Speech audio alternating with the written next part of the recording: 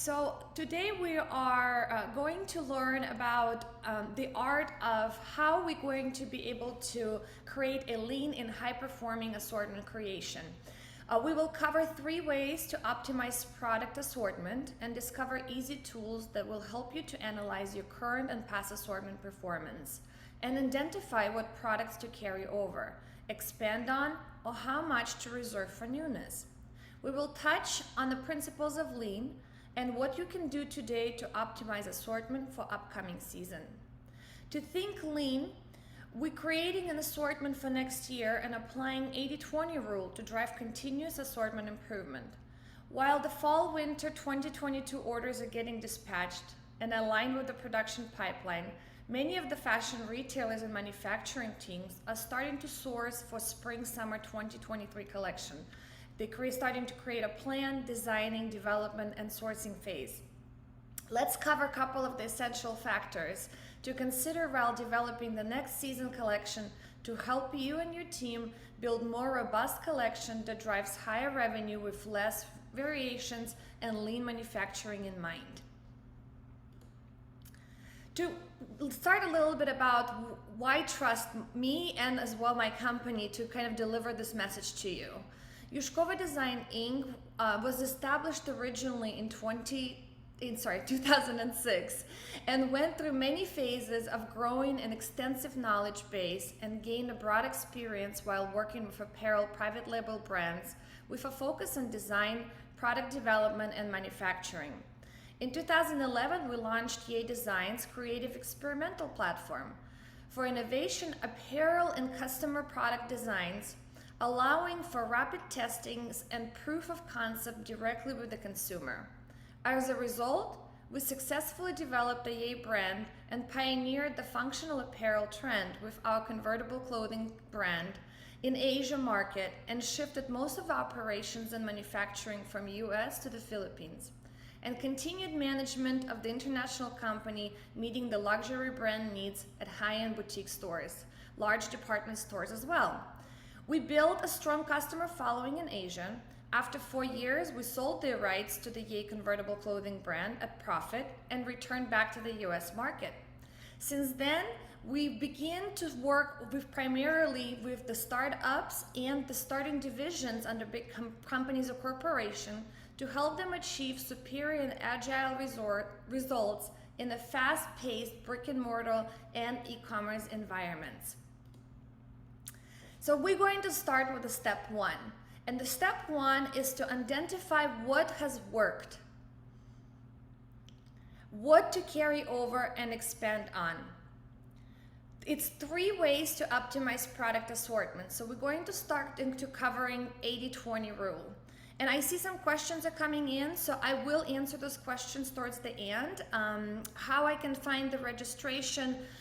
We actually just, if you drop in the chat room, if you're going to drop your email, we will send it over to you, this complete presentation, as well as I'll answer all the questions towards the end, and we'll have a little bit of a discussion so you can be able to ask them as well as we go. So starting off, you want to think about the 80-20 rule. There is 3 effective ways to identify what to carry over, what to expand on, and what not to design using the 80-20 rule of Pareto Analysis, commonly referred to as 80-20 rule. It is a foundation to reveal the opportunities for optimized assortment or a process. So number 1, the first thing to consider is to analyze the past few years of sales data, if available. If you don't have that available and you're just starting off, then the extensive market research should be done, and hopefully you'll be able to find some information on your competitors of what they have sold in the last several years, and try to make some sense and analyze that data as well that you're going to find. Our goal is to identify what is 20% of your assortment drives 80% of your sales. You need the key of what the styles and product characteristics like fabric or color continue to perform and generate the most sales for your brand. If you have the past sales data, you have a tremendous opportunity to learn from it and make more strategic decisions for following collection. Look at products sold by product category, product sold by body style, product sold by fabrication, product sold by color and size. And you're going to find various different results that then we can be able to merge them and identify what exactly of your 20% drives 80% of your sales. Apply an 80-20 rule analysis to collect data to capture the highest performing product and its characteristics. With the simple tool, you can identify the proper ratio of carryover styles to new designs and focus your following assortment towards products that generate high sales velocity and less variation of product offering, which will help to increase profitability in the long run. So Pareto analysis to create, if you're not sure how to do it, it's fairly simple steps. Step one is you want to organize your data and you want to consolidate your data to unique of the values in the column with the total number of either sales, units, returns, or margin, depending what you're trying to analyze. In the second column, sort that data from the highest to lowest. Total sum of the bottom to the chart. Add column 3 with cumulative percent. To create the cumulative percent, you could use an Excel with really simple formula. Is the top row divided by the total, which would be the first cumulative percent. And then the second row and all the continuous rows below that, you're going to take the second row and divide that by the percent, the total at the bottom, and then add the percent from the row above. And you're going to scroll that down to get all of your cumulative percents on the third column. From there, you're going to select the table with 3 columns, and using again Excel tool, going to go under Insert Recommended Charts and use a cluster column chart to create a Pareto analysis. Make sure when you do create a chart, just kind of what you see on the screen, double click on the far right where the percentage table is, and double check that your format, your access to minimum of 0 and maximum of 1.0 to make sure that it only goes to 100%. A lot of times it might Excel spit it out to 120% or to 100%. So with that, now we created a Pareto analysis, or we call it an 80-20 rule. So now we can look really quickly to identify whether you were doing it by style, color, fabrication, or SKUs. You can identify in the green area what is going to be your 20% that actually drives 80% of your revenue. In orange, what you're going to see is going to be the tier 2, which you're going to evaluate and find opportunities to grow it. Because everything that's in tier 1 you want to keep and you want to expand on. It's already working for you. And that is your winning styles or winning fabrics or winning colors or winning sizes. Everything that the next 10%, you wanted to take a look and see if there is an opportunity to strengthen it. Is there an opportunity to make it better or expand into and add into your first 20%? Now, everything else that's in the gray, often you're going to find that is going to be just a noise, which means you want to reduce the variation to eliminate waste. So, and there's really no need to focus on that tail end of your business. And potentially, if you're able to drop it, you're actually going to strengthen your assortment and also minimize the amount of work that you need to do and your team needs to do to be able to manage all of those variant SKUs that are not generating your revenue for you. Step 2 is to identify what would be the ratio of new assortment to old assortment. And when we say old assortment, means a carryover styles. Assortment planning and making decisions of what to keep, expand on, or drop can be overwhelming.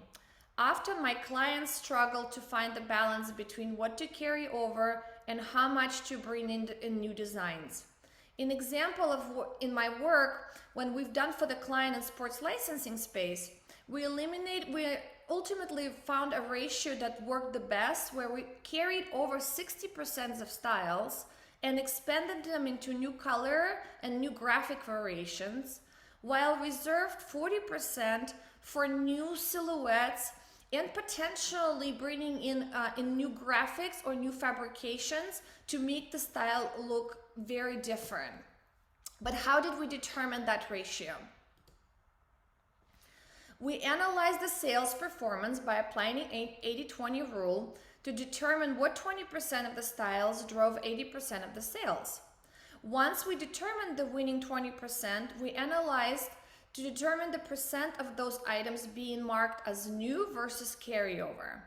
One thing to note, if you are using an ERP system or PLM system to manage your product, you want to make sure that you have the data field in the default settings, that your team and yourself can track whether this is a new style versus old. Because most of the ERP and PLM systems, once you carry over a style, it will create a new SKU, and it will create a new SKU with the new season. So a lot of times you would have to do a lot extra digging to understand which style actually came from the past season and was carried over. So very simply, to do so, to avoid this type of complication, make sure you add a default setting data field that you're going to collect as you're setting up your product, that this is a carryover style versus a new style. With that data field, you'll be able to as well analyze to that data field using the 80-20 rule and identify, once you figure out from the 20% that drives 80% of your business, which of those are actually carried over styles versus new. And this is how you're going to find your ratio. However, we didn't stop there. We continued to push our assortment towards lean. Even the new styles were designed into already existing best performing fabric groups to assure maximum use of each fabrication and manufacturing vendor capabilities, which help to increase the volume of units per fabrication, that allow us to negotiate better costs and increase profit margin by 300 bps. To determine which fabrication performed the most and what style and graphics were important to carry over, again, we applied the 80-20 rule and analyzed 3 years data of sales to identify what 20% generates our 80% of sales. Rest assured, we found the winning styles. The rest was variation that tied up the money in the inventory. Once we identified what performed, we sold off the rest and opening the budget for bringing newness and keeping in mind the new guidelines we have set. Most importantly, with this method, we were able to trim down the number of vendors we had to manage the product from. So with that, we wanted to take a look at the next step, is to look at your vendor scorecards and how many vendors are you working with today. Using the 80-20 rule Pareto analysis, we have also determined what vendors to continue and expand with or simply drop to minimize variation that causes complexity and extra work for your team. Now that you identified which vendors have been driving 80% of your revenue, Vendor Scorecard is another great tool to consider. This way, you are able to rank the vendors that you are going to keep and help share the stats of their performance to help them learn and address what needs to be improved in order to stay in a high rank. Be sure to set the benchmark with which your team will know to red flag the vendors and keep preventative actions if they're starting to slip. In the example of the previous client, we narrowed the number of manufacturing partners by 60% and left only the ones whose product actually performed, and we were able to optimize supply chain and ease the workload of merchandising and product development team, increasing their efficiency in performance. So Vendor Scorecard has a lot of great reasons to have. You can often do it within your ERP and PLM systems. However, or best to build a vendor portal. However, if you're just starting off and you're a a small business who is still have not invested into more sophisticated systems, you can do it simply in Excel. In front of you is an example of a vendor scorecard. It's easier to, and what it really drives, because it really allows you to easily to decide who performs and what vendors needs to be replaced. It allows you to keep a score so that your team can be able to understand and how to drive the conversations with the vendors to be able to improve their performance and how they are interacting with your team. And it allows you to also create how to align and better negotiate margins and prices with being transparent with the vendor using the vendor scorecard during the meetings. Now that you identified which vendors have been driving 80% of your revenue, sourcing becomes a much simpler task to find higher margin and best product and vendors that match the winning parameters of your brand. You can now steer the conversation with an existing and new vendors about the styles that would be performing, the quality that your customers respond to, how much you're projecting to sell, and how often you are planning to flow your inventory. Even though today it is hard to find the vendors that can deliver on time, we discussed the strategies in previous posts that can adapt the inventory planning and that will help you stay in stock and have consistent product flow throughout the season. And the biggest pitfall that most of us face is trying to manage and source too many vendors. Large vendor lists are challenging to manage and often unnecessary resources and time for your team are spent. Or if you do not have a backup vendor for the essential product that drives 80% of your styles, you're always at risk of not getting the product on time or losing the opportunity to sell more. The number of vendors of each brand will vary significantly depending on the size of your assortment and the variation of the retailer product categories.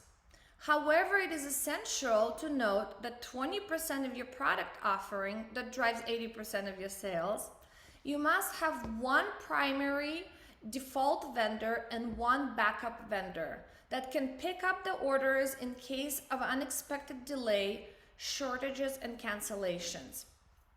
So very important to consider and look at your existing vendor lists and see if are you working with too many vendors and or do you have a backup vendors for your most primary product that drives your assortment. The next step to the art of being lean, we'd like to look at identifying what was working well or has failed to work in the past season to find the opportunity to improve in the next season. You can be able to look at how the product was merchandised, not only how it was merchandised online, but as well as in your brick and mortar store if you have physical locations. How was the customer responding to the product, and was the quality actually there, or were they complaining or had a lot of feedback or returns that the product was possibly not fitting right, or maybe it was not withholding the washes and it started to peel. So looking at customers' feedback and applying some of the tools like 5 Whys, fishbone diagram, and the process value analysis could really help you to understand what is the best way to move forward. A lot of times we blame the buyers and designers for poor performance of the assortment. However, there are many other factors to consider and evaluate when we find opportunities to improve assortment performance in the next season. A lot has depending on the way we merchandise the product in stores. A lot also depends on the marketing and what kind of a message do we send. Is the message very clear of what you're trying to do this particular season, and what styles and looks and direction are you trying to apply? So a lot of things you want to consider and discuss with your team. cross-functionally and not just keeping it on a silo within your buying or merchandising team. The power of 5 whys. It allows you to dive deeper and actually identify the root cause of some of the issues or some of the underperforming things that have happened in the previous season. To conduct 5 whys is to create first is what is the problem. So an example of the customer experience and struggling customers' feedback on the shopping experience is to find how the product fits. So you start to take a look and ask of why is the customer having that feedback. So first question is why. Possibly the answer is that they weren't able to find the fit size charts on the website, for example, if you're an e-commerce business.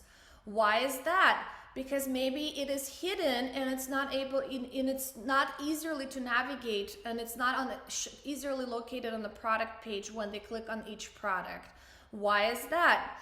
Maybe it's because of your website that has not been constructed in the proper user experience flow, or potentially that it could have never been created and no one even thought of actually adding that, importance of adding that to your product pages, and so forth. And with asking yourself 5 whys, you guarantee that you're going to actually get to the root cause of the issue. And that is what you wanted to solve prior to starting your next season. Customer experience and merchandising strategies like product descriptions, looking at the banners, product placement in store and online.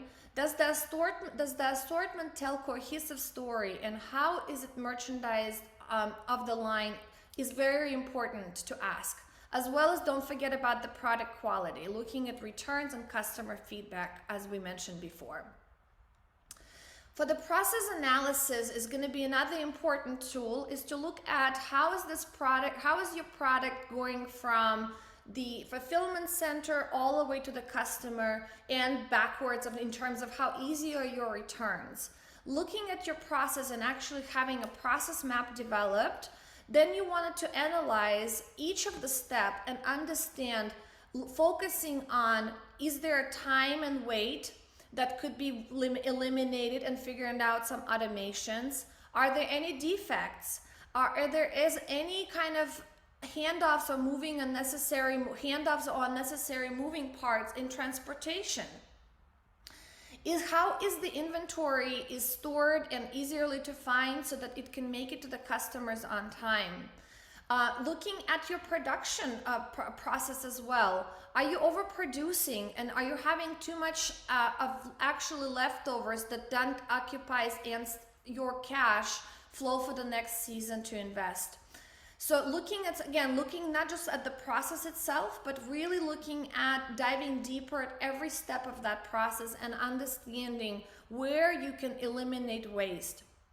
This is absolutely important step to do, and you're going to also ask yourself of each of the step in your process, is it a step is value add, which means it's adding value to the customer and customer's experience?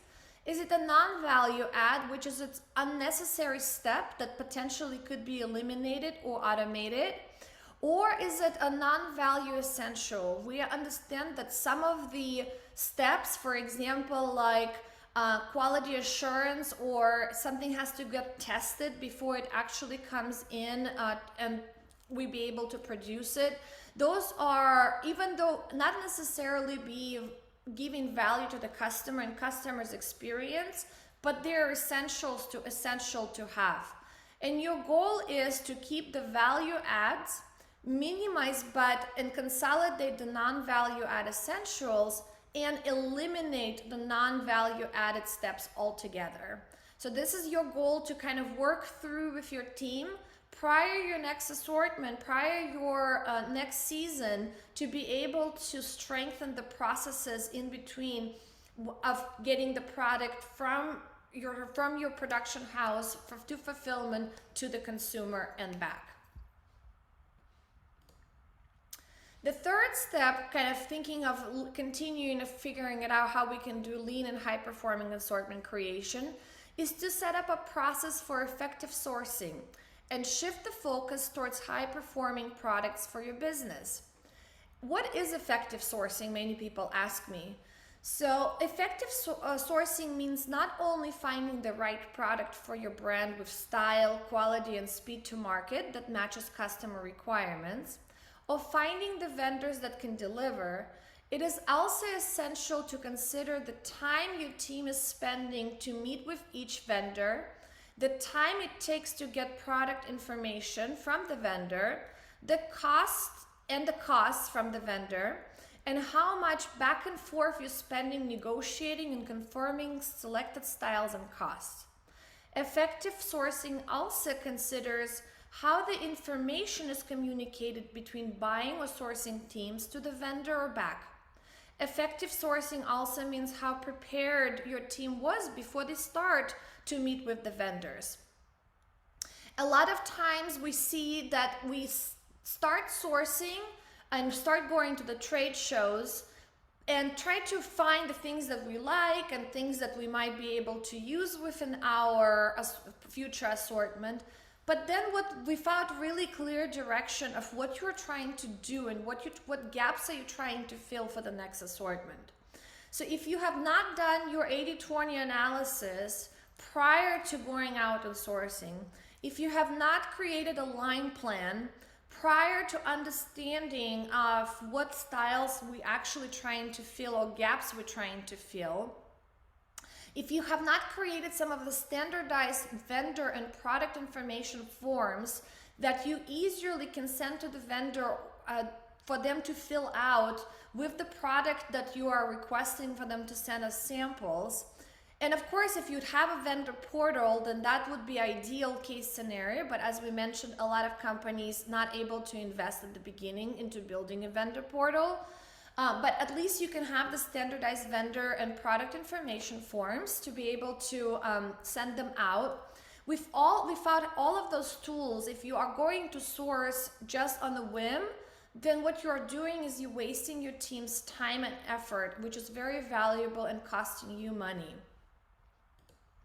So effective sourcing, looking at the process, a lot of times when we start to work with our clients, we have noticed that they do start from the sourcing and then they start to create and design and figure it out what their assortments will be versus doing it a little bit the other way around. And when we've able to flip their process, we've noticed that it at least by 70% increased their efficiency and reduced amount of stress of managing the samples coming in and out and gathering of information.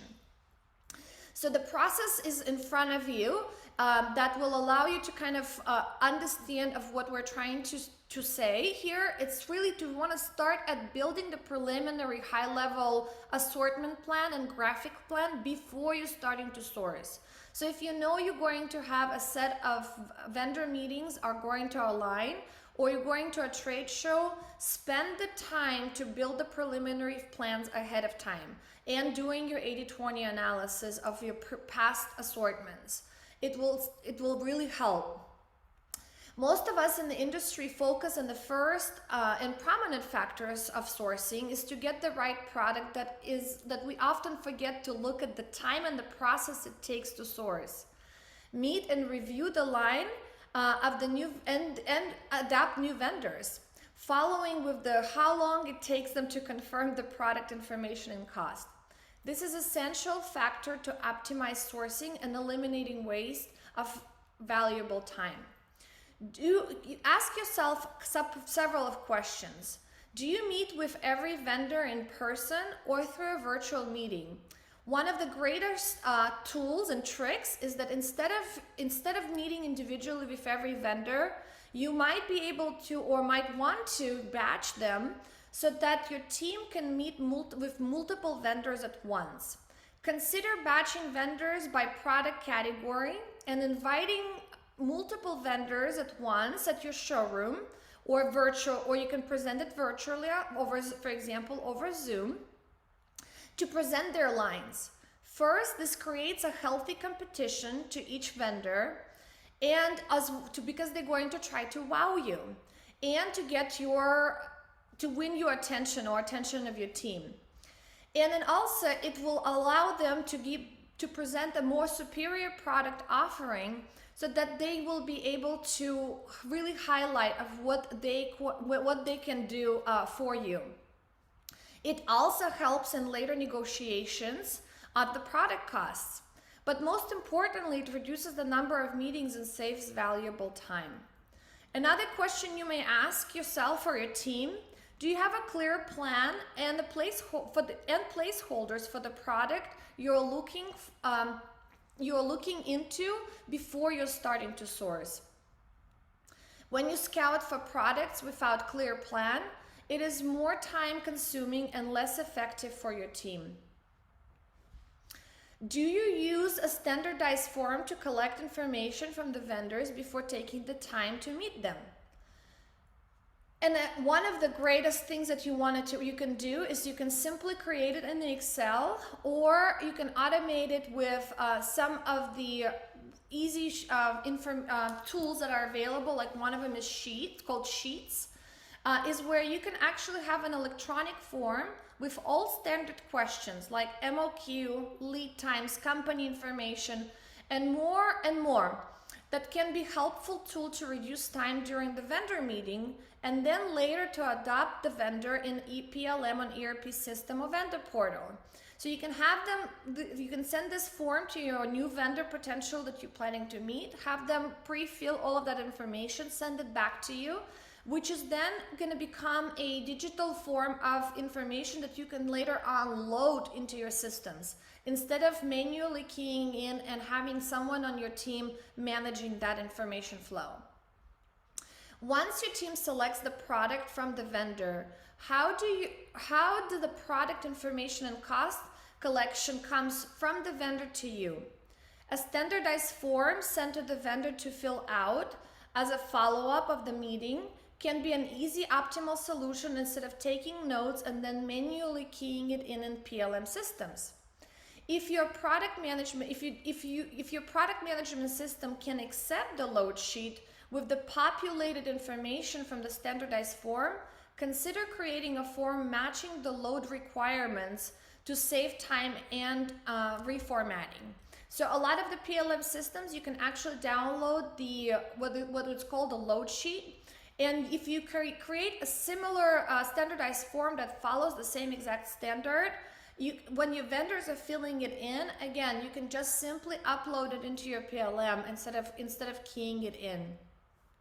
Another thing you can consider, of course, if you're more of a sophisticated retailer, is if you have a vendor portal where the vendors can access and fill in the product information and cost and updated statuses through product development and sourcing processes.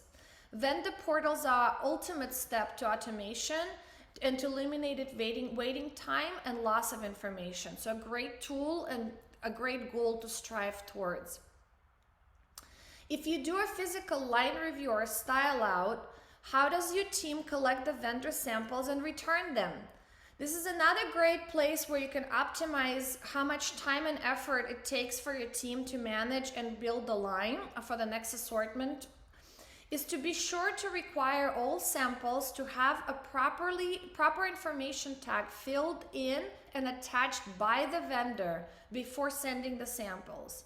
If you create this as one of your requirements when you're adopting the vendor, they will do so. If you don't, a lot of times they will neglect it, and then your team will have to follow up with the vendor, fill in the tags, and waste a lot of time doing the actual management to prepare it for the line review. This will save time for your team to prepare samples for the style out. You may give each vendor a standard blank information tag, or have them download and print the form from the vendor portal. Consider adopting the strategy of ordering samples in fit model size to allow your team to look at the style and address the fit simultaneously as the style out continues. This often reduces the number of samples, time, and cost, allowing you to get the fit right from the first time after the styles is adopted. Also, for the sample return, instead of shipping each vendor proto samples after the style out, consider creating bins for each vendor that your team will fill up with unwanted samples and ship it in bulk at the end of each season planning. This can save up to 30% of your existing sample shipping cost and the time it takes to prepare individual packages. One other question you may ask during the sourcing process evaluation: how much back and forth do you spend on negotiating and confirming selected styles and cost? Consider adopting the principles of the vendor portal with automation for cost negotiation and product information collection. In addition, have a standardized cost sheet calculator with projected retail range for each product category and type. The buyer can use it in the meetings and quickly determine the acceptable cost and margin to negotiate it on the spot. You would think that this would be a very simple tool and everybody would know it, but a lot of times we send our buyers without definitive idea and proper cost calculator that they just going to kind of more ballpark it. But then after they select those styles, they have to go back and forth on emails and phone calls to try to negotiate to get the cost to where they actually need it to be. If they already have the cost sheet that already has all of your little costs built in for each of the product category, only thing they have to do is plug in, whether it's if you guys are a manufacturer, then you can plug in the cost, let's say, of the fabric, and you already have your sewing labor costs for the style, or if you're a retailer and you just wanted to plug in the cost of the garment but has all of the finishings and any other type of cost that you guys are building into your cost sheet already there. It allows them to really quickly understand if this is going to be the margin that they need, or if not, they can negotiate on the spot, saves a lot of time. How is the information communicated between buyer or sourcing team to the vendor and back? Consider automating and eliminating long meetings and dreading of volume of emails. If you can batch information flow, it will save your team time. One of the last questions is really ask yourself, was your team prepared and had a plan with placeholders and fabrications or product categories and projected number of SKUs or graphic variations before they started to meet with the vendors? Planning for your sourcing initiative will help your team to stay focused and concentrate on the essential products for the next season, instead of looking at everything and then trying to sort through to find what is needed. Also note that the trend and vision boards must be completed and included in a packet for each buyer to help them stay on course while sourcing, to ensure filling in the voids and finding the product variety needed to make solid selections for each trend story your brand is planning to make in the upcoming season.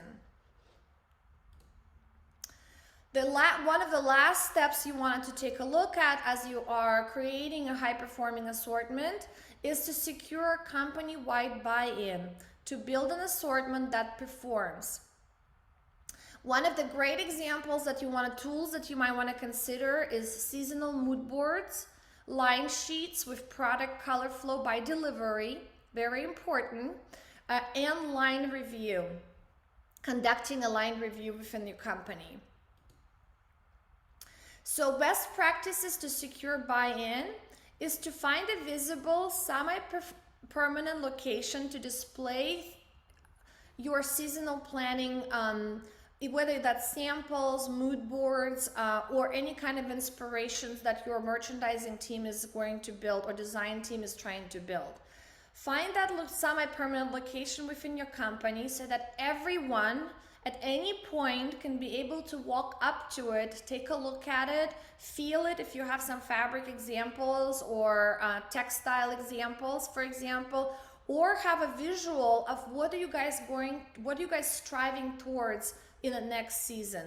It keeps the team and other cross-functional teams not only motivated, but also keeping their mind open to constantly come up with creative solutions and exciting things that they'll be able to then bring back to you, especially and for the marketing team, and give some recommendations and suggestions. This way you guys are going to be able to find a lot of interesting ideas that usually companies underlook and actually not utilizing. Highlight key looks on the dress forms so that the team can come up and touch and feel. And tell the story with the prints, fabrics, and colorway by delivery so it's visually clear to all. And the reason I keep highlighting by delivery, very important, is that a lot of times companies or design teams especially, they try to create a mood boards that are fairly broad for the whole season. But then what happens is that it's very difficult for non-visual people, for example, let's say in your inventory planning or in your operational teams who are maybe not so much visual, to understand how are you planning to flow that product. So if you're able to identify how you're able to flow the colors through by delivery, or the fabrications by delivery, or the prints, or for example, or styles, it will, or with some of the key looks, it will again really spark up a lot of openness and a lot of ideas as you are planning your season from other teams as well, even if there might not be a visual people in general. And try not to offer all at once. Flow the product to help engage a returning customer's interest and build up a story with the product that arrives. So some of the examples of the flow for by delivery. So this was a mood board that we created for York Street. And here you could see we have created kind of a general idea of where the seasonality for the whole season and kind of like the color palette that we're thinking of, we were proposing. But then what we did is we broke it down, and we actually broke it down by delivery so that they can understand the product flow and how we then layer on. We phase out some of the colors, but we layer on some of the pop-up colors while the base is pretty much staying the same. So this way we allow some of the product to have a much longer shelf life, and at the same time we're still creating and introducing newness so that the floor would continuously to look very different. We focused on neutrals with accent colors. 60% of solid or neutral colors to 40% of pop-up accent colors that will replacing them with every delivery. So again, as you can see, this 60-40 rule. We try to not, because you're spending so much time and investing so much time in R&D, you want to try to find that bread and butter that we call it, which is your 60%, and you want to try to carry it over through the whole season with sprinkles on top to kind of be able to then re-merchandise it and make your floor look fresh with some of those pop-up colors. So here's an example of other two deliveries that we flowed. As you can see, again, neutrals keep staying the same. If once you're going to do a lot of your analysis, again, using the 80-20 rule, you'll quickly really find out that a lot of times for most of the brands, neutral and solids is what's going to drive the business. So again, think about the ratios of when you're expanding and how much you're really introducing of different variation prints that end up really being a tail of your business. So, the next thing is, as we mentioned before, one of the really key things I think to secure the company's buy-in is to do a line review. It's not enough just to create a line review with just merchandising or even inviting, let's say, marketing team. We really recommend to invite everybody across functionally through your organization. It really helps to keep everybody really drive and towards one goal and help your assortment to succeed. Assortment line review will not only create the company-wide alignment and spark up the creative ideas and solutions for upcoming season, but it will bring value and buy-in from the operations, store managers, production, marketing, and many other teams across organization to secure maximum success of your upcoming assortment. It will allow the cross-function teams to allow what is to expand and better prepare for when the product lands and gets in front of the customer. Because a lot of times we wait till the product almost arriving or arrives, and then we start talking to all of our cross-functional teams. Well, then a lot of times we're cutting ourselves short of time. So if we have these conversations and we have this kind of presentations ahead of the season before you start even producing, you're actually allowing teams to really think through and come up with more creative solutions to be able to help your product to perform. Now let's look at how to conduct the line review with lean budget. Many companies spend large sum on flying in the store managers, sales reps, visual merchandisers, and more, especially if they have a wide range of stores across the United States and the world. With a pandemic, we were able to learn how to do many of those things virtually. Never thought I would say this before, but yes, line review can be done virtually as well.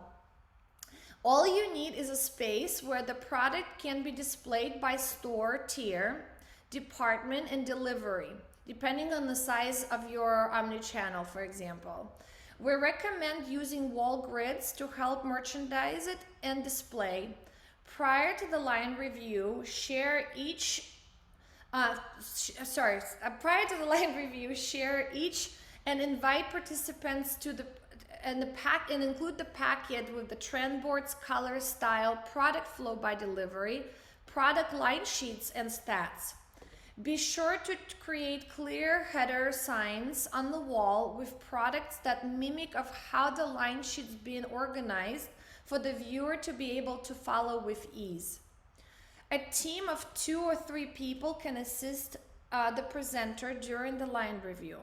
One will be in charge of camera that follows the presenter and zooms in and out on the product as the presenter moves across the wall with merchandised product.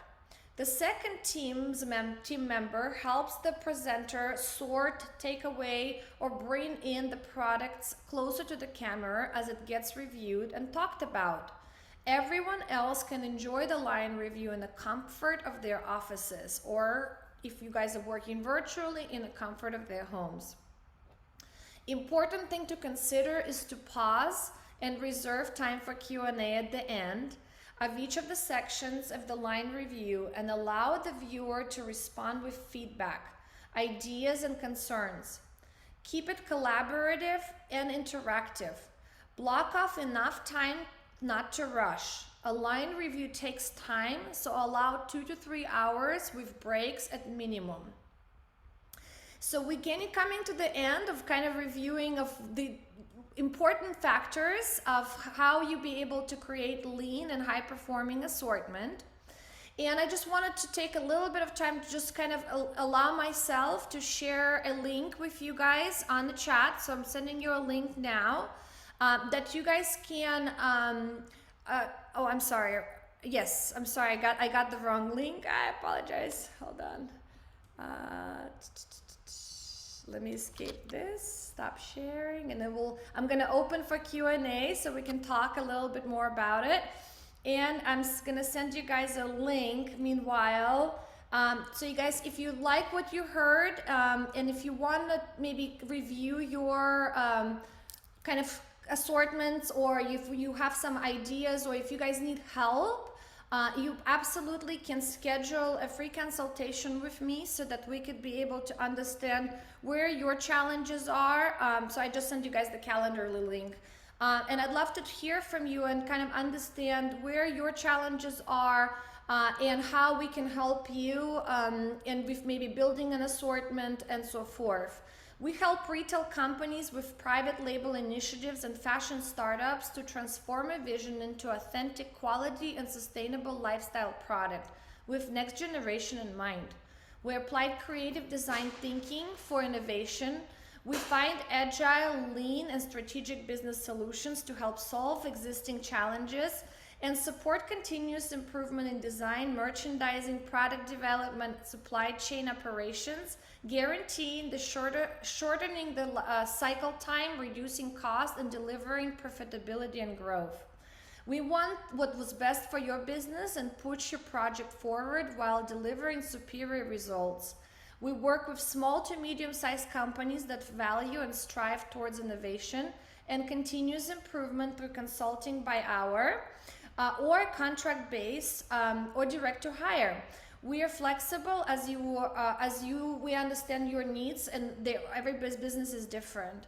You have 100% of our attention as we work exclusively on one project at a time in order to deliver the superior results. So I'd love to hear from you, but